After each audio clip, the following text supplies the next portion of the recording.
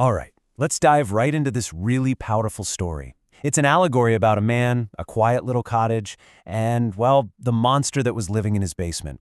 And it's a story that really makes you think about the battles we fight, not out in the world, but inside of ourselves. So this question right here, this is the absolute heart of the story we're going to break down, which comes from Pursuit of Wonder's The Shadow. It's a challenge, really, for all of us, to take a look inside at those parts of ourselves we usually try to just, hide away or pretend aren't there. Okay, so let's meet our main character. This is Bertrand. He's 32 and he feels completely, utterly trapped by his life, by what everyone expects of him. And his grand solution? Just run away from everything. This slide really breaks down his thinking, doesn't it?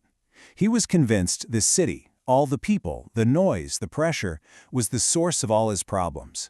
He figured, hey, if I can just change where I am, I'll finally get some peace. But what he didn't get, not yet anyway, was that he was just swapping one kind of cage for another. Now, his backstory gives us a huge clue about what's really going on here. See, as a kid, Bertrand was full of life, curious, active, the type. But his strict home life basically taught him to shove all of that down just to get by. He learned to be what other people wanted. And over the years, that energetic, curious kid got buried and turned into this angry, forgotten part of him. Psychologists like Carl Jung actually have a name for this. They call it the shadow. It's all the parts of ourselves we push down into the dark. So, Bertrand gets his wish, a cozy little cottage, miles from anyone. It's finally quiet, he's finally alone, but on the very first night, that past he tried so hard to bury comes knocking. Or maybe more accurately, it starts thudding from the floor beneath him. Can you just imagine that for a second? The perfect, deep silence of the countryside that he's been dreaming of. And suddenly, thud. A single, loud noise he can't explain. It's the first little sign that you can't actually run away from what's inside you. It will always find a way to make itself heard. And what's his first reaction? Total denial.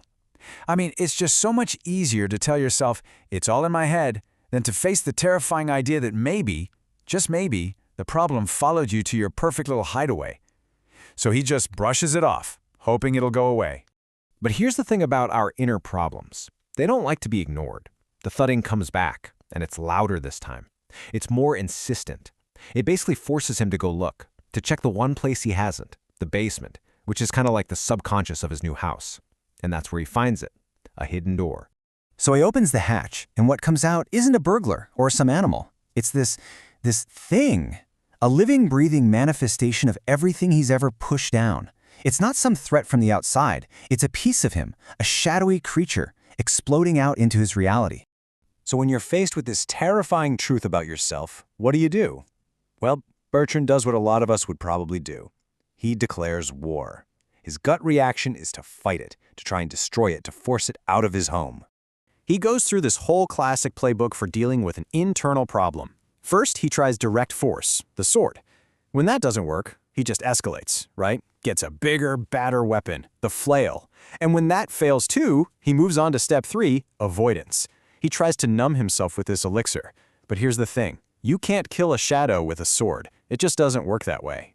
And now, fueled by this numbing drink, his fight turns into this desperate, slurred scream. He is literally yelling at a part of himself, trying to kick it out of his own life.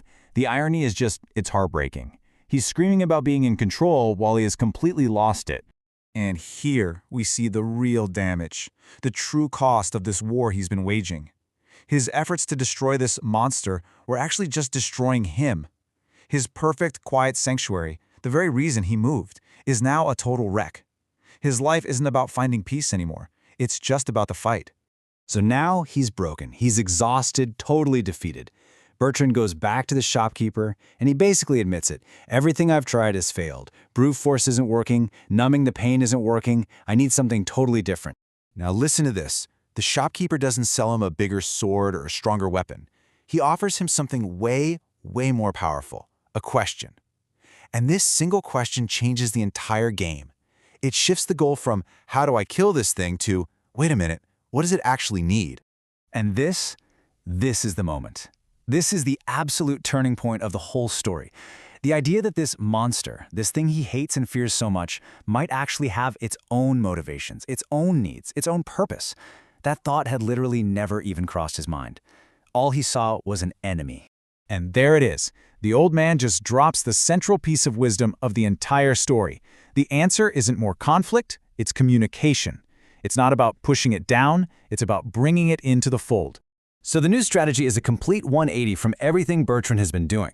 The advice is to go back, but this time with no weapons, no defenses. To approach this thing not with aggression, but with genuine curiosity and vulnerability. And just ask.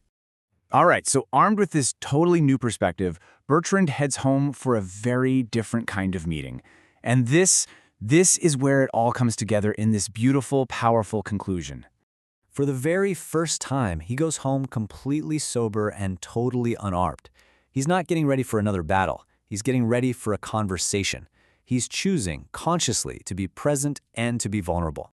And his posture here is so important. He's not being aggressive, charging forward. But he's not shrinking back in fear either. He's just there, holding his space, acknowledging the shadow's presence without attacking it or running from it. He is simply present. And then he does the one thing that seemed impossible before, the very thing he's been fighting against this whole time. He extends an invitation. It's an act of acceptance, of hospitality.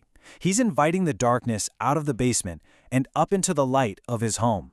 And the monsters reply, "It's not a growl, it's not a threat, it's polite, it's grateful." And in that one moment, the monster is revealed for what it always was, a lost, ignored part of Bertrand himself, just desperately waiting to be seen, to be heard, to be acknowledged. In the end, this whole story is a powerful metaphor for our own inner shadows, isn't it? For all those parts of ourselves that we try to repress or numb or fight against, that rambunctious kid, that anger, that creativity someone told you to put away. And it leaves us with this final thought. What could actually happen if we stopped trying to kill our monsters and instead just invited them upstairs for a talk? What does it really mean to finally become whole?